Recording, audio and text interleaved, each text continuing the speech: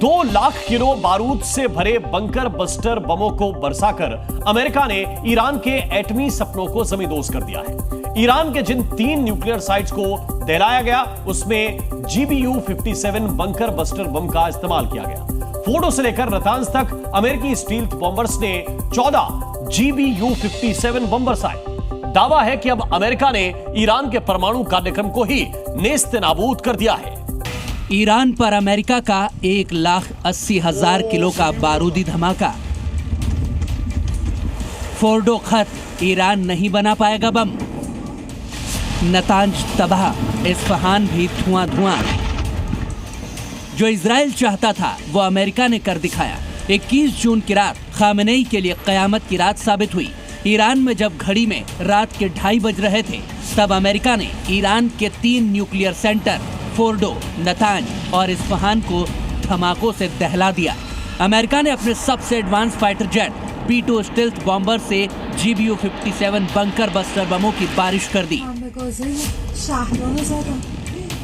दावा किया जा रहा है कि अमेरिका ने एक झटके में ईरान इजराइल युद्ध में कूदकर ईरान के एटमी सपने को चकनाचूर कर दिया। बताया जा रहा है कि अमेरिका के 6 B-2 स्टील्थ बॉम्बर्स ने फोर्डो पर 12 GBU बम गिराए, जबकि नातांज न्यूक्लियर सेंटर पर 2 GBU-57 बम बरसाए गए। इस्फहान पर अमेरिका ने टॉम हॉक मिसाइलों की बारिश की है। अमेरिका के इस विनाशकारी हमले में सबसे ज्यादा चर्चा हो रही है वो है GBU-57 बम की, जिसे बंकर बस्टर बम भी कहा जाता है। फोर्डो जैसे सुरक्षित न्यूक्लियर प्लांट को तबाह करने के लिए GBU-57 जैसे बम की ही जरूरत थी, क्योंकि 13,000 किलो का एक GBU बम जमीन के भीतर करीब 200 फीट घुसकर सब कुछ खत्म कर देता है। GBU-57 बम, जो कि 6 मीटर लंबा और 1 मीटर चौड़ा होता है, उसे B-2 स्टील्थ बॉम्बर से ही गिराया जा सकता है, जो कि 2 बंकर बस्टर बम ले जाने में सक्षम है। इसलिए अमेरिका ने फोर्डो पर हमले के लिए 6 B-2 बॉम्बर्स का इस्तेमाल किया और 12 GBU बम बरसाए, जबकि नातांज पर एक B-2 स्टील्थ बॉम्बर से 2 GBU-57 बम गिराए गए। GBU-57 बम की तकनीक भी बेहद एडवांस और खतरनाक है। इसकी तैनाती से पहले एक टारगेट चुना जाता है, फिर इसे B-2 स्टील्थ बॉम्बर्स के टारगेटिंग सिस्टम में टारगेट को डाला जाता है और फिर ये जानकारी बम को ट्रांसफर कर दी जाती है। 50,000 फीट की ऊंचाई से गिराए जाने वाला ये बम गति से पैदा होने वाली ऊर्जा से जमीन में गहराई तक घुसने की ताकत रखता है।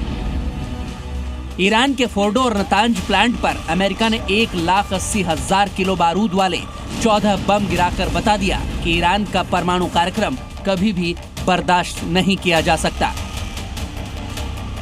3 न्यूक्लियर सेंटर पर हमले के बाद ईरान के परमाणु कार्यक्रम का क्या होगा, यह हर कोई जानना चाहता है। क्या ईरान को फिर शुरू से शुरू करना पड़ेगा? हमले से बौखलाया ईरान ये दावा कर रहा है कि उसने अपने परमाणु ठिकानों को पहले ही खाली करा लिया था। अमेरिका ने न्यूक्लियर सेंटर्स को बर्बाद करके इजराइल की एक इच्छा तो पूरी कर दी, पर सवाल ये उठ रहा है कि क्या अमेरिका उसके दूसरे ख्वाब को भी पूरा करेगा? विनाशकारी बम की बारिश के बाद अमेरिका का क्या ईरान मिशन पूरा हो गया है या उसका अगला निशाना खामनेई है? पिछले हफ्ते ट्रंप ने ईरान को साफ साफ बता दिया था कि उन्हें पता है कि खामनेई कहां पर है। इधर ईरान ने हमले के बाद अमेरिका को ललकारा है और ऐलान किया है कि अब बारी उनकी है। ब्यूरो रिपोर्ट, जी मीडिया। तो अमेरिका ने ईरान की 2 न्यूक्लियर साइट को बंकर बस्टर बम से टारगेट किया, जबकि तीसरी न्यूक्लियर साइट को उसने टॉम हॉक क्रूज मिसाइल से तबाह करने का दावा किया। अमेरिका ने ईरान के इस्फहान न्यूक्लियर साइट पर 30 टॉम हॉक क्रूज मिसाइलों से अटैक किया। आइए आपको बताते हैं कि यह मिसाइल कितनी घातक होती है। Tomahawk long range subsonic cruise missile है, जो बहुत कम ऊंचाई पर उड़ने के कारण एयर डिफेंस सिस्टम को चकमा देने में माहिर मानी जाती हैं।